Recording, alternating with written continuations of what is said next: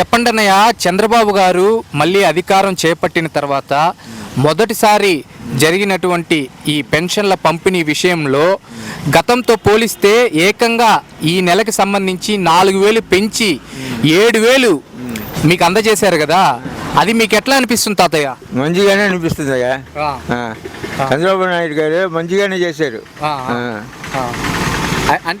అయితే గతంలో జగనన్న పరిపాలనలో దివ్యాంగులకు కేవలం 3,000 రూపాయలు మాత్రమే అందజేశారు పెన్షన్ల రూపంలో.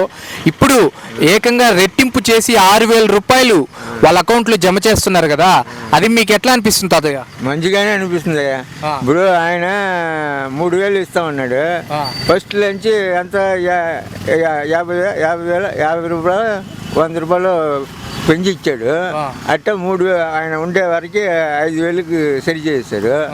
తర్వాత ఆయన వెళ్ళిపోయాడు, ఈయన వచ్చాడు, ఆయన 3,000 ఇచ్చారు, ఈయన 4,000 సపరేట్గా వేసి 7,000కి ఇచ్చారు.